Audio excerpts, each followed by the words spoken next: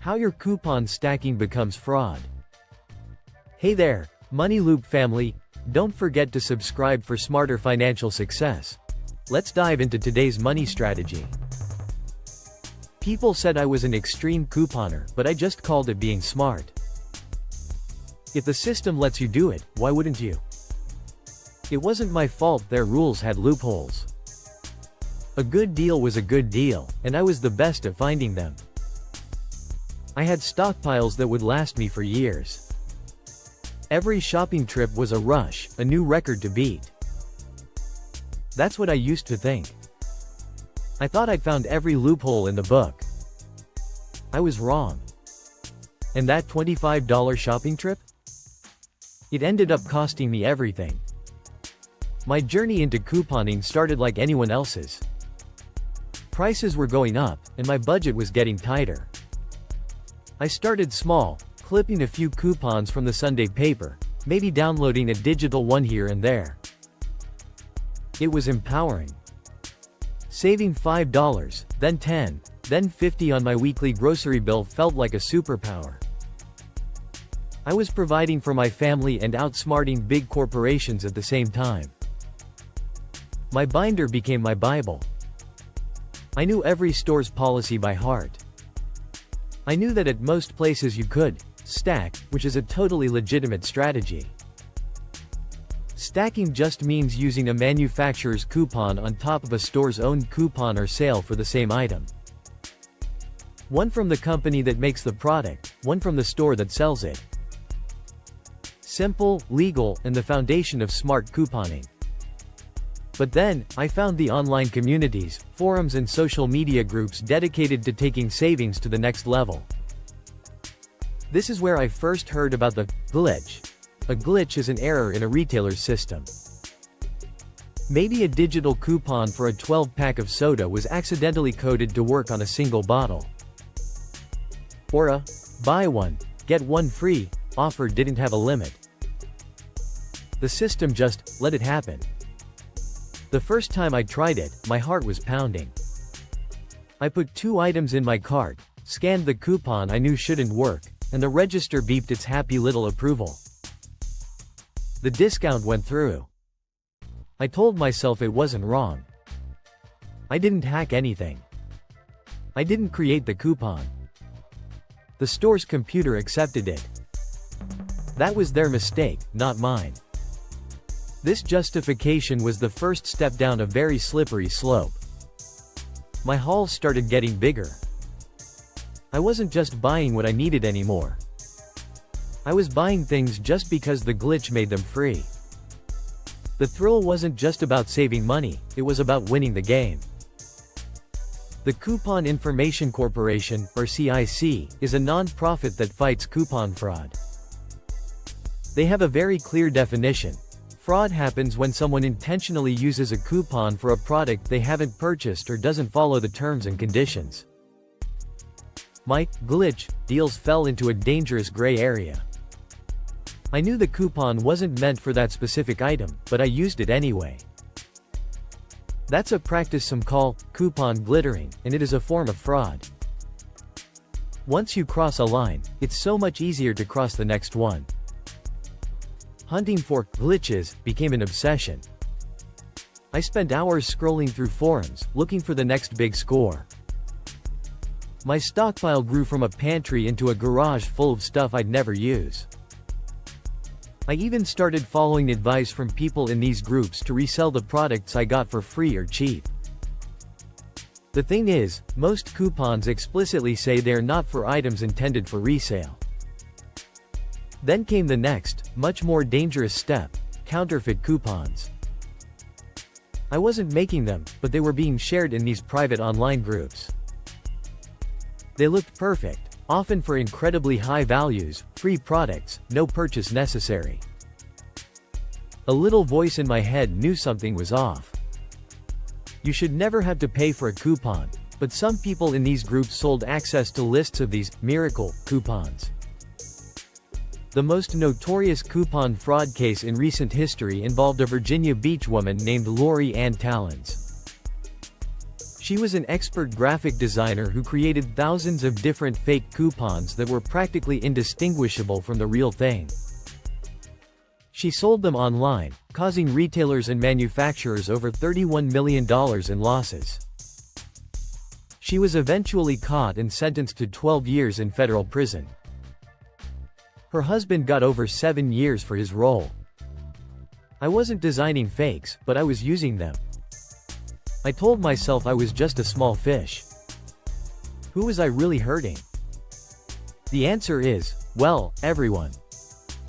This kind of fraud costs manufacturers and retailers hundreds of millions of dollars a year.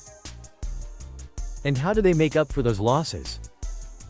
They raise prices for all shoppers, including the honest ones. The first real warning sign came on a Tuesday afternoon.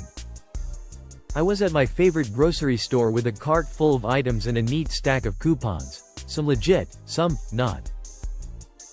The cashier, a young kid who usually just pushed everything through, paused. He looked at a coupon, then at the product, then back at the coupon. "I don't think this is for this item," he said, holding up a coupon for a high-end razor and looking at my pack of cheap disposable ones. My face flushed hot with a mix of anger and shame. "The coupon scanned, didn't it?" I snapped back, a little too harshly. He called a manager, who looked at me with tired, suspicious eyes. She voided the coupon and said, "We can't accept this." I paid for the rest, my hands trembling as I entered my PIN.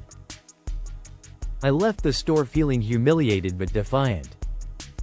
I told myself it was just one clueless manager. I'd just go to a different store next time. The crash came 2 weeks later. It wasn't a manager or a cashier. It was an email.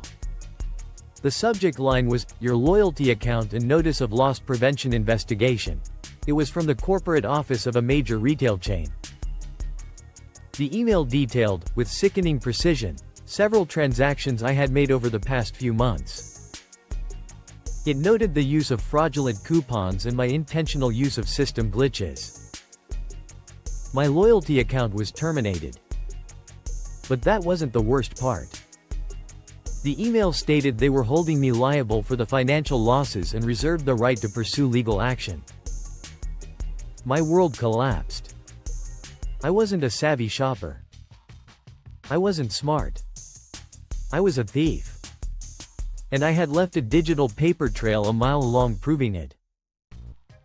This is a tough story to share, but if it's making you think, please hit that like button. It helps more people see this and understand the risks, so they don't make the same mistakes I did. The fallout was swift. I was effectively banned from my favorite stores. My face was flagged in their systems. The threat of legal action hung over my head, causing sleepless nights and constant anxiety. The thrill of the haul was replaced by a deep, gut-wrenching shame. That garage full of products wasn't a trophy, it was evidence of how far I'd strayed. It's so important to understand exactly where that line is because it's not always obvious. Let's break down what turns savvy couponing into fraud. First, counterfeit or copied coupons. This is the most serious. Using a coupon you know is fake, or just photocopying a printable coupon, is illegal. Real coupons have security features, and companies invest a lot to detect fakes. Getting caught can lead to criminal charges. In the Lori Ann Tallons case, not only was she prosecuted, but investigators used her customer list to go after the people who bought her fake coupons. Second, intentionally using a coupon on the wrong product. This is that glittering, or glitch, abuse we talked about. If a coupon is for a 12-ounce bottle and you use it on the 6-ounce bottle because you know the system will mistakenly accept it, you're intentionally breaking the rules. An accident is one thing, but doing this over and over is abuse that retailers track. It can get your loyalty account shut down and get you banned from the store. Third, illegal stacking. Remember, stacking a manufacturer coupon and a store coupon is usually okay. But what's illegal is using multiple manufacturer coupons on a single item. The fine print on every single one of those coupons says, 1 coupon per purchase. Trying to use 2 is a direct violation. Fourth, selling and buying coupons. All US coupons state that they're non-transferable. That means selling or buying them voids the coupon. The Coupon Information Corporation warns that coupons sold online are often stolen or counterfeit. If you have to pay for a coupon, it's almost certainly part of a scam. The consequences aren't just personal. Coupon fraud hurts everyone. It causes direct financial losses for stores and brands, which can lead to tighter coupon policies, fewer sales, and higher prices on the shelf to cover their losses. It can even affect the jobs of retail workers whose paychecks depend on their store's bottom line. I had to learn my lesson the hard way. I got rid of the stockpile, donating most of it. I deleted my accounts on those toxic forums. And I had to face the very real financial and social fallout from my actions. The crazy part is, you can save hundreds of dollars a month completely ethically. You don't need to break the law. Stick to legit sources for coupons, like the Sunday paper, manufacturer websites, and reputable coupon apps. Read the fine print on every coupon you use. Understand your store's policy, and please, treat cashiers with respect. Couponing should be a tool to empower you, not a path to fraud. It's about being a smart, ethical consumer, not just trying to win a game at any cost. Because as I learned, the final cost can be far higher than you ever imagined. What's the most confusing or frustrating coupon rule you've ever run into at the checkout? Let's talk about it in the comments. Let's help each other become smarter, more ethical shoppers. Thanks for watching Money Loop. If you found this helpful, like the video, leave a comment, and subscribe for weekly AI-powered money tips. Thumbs up, likes, speech balloon comments, bell subscriptions.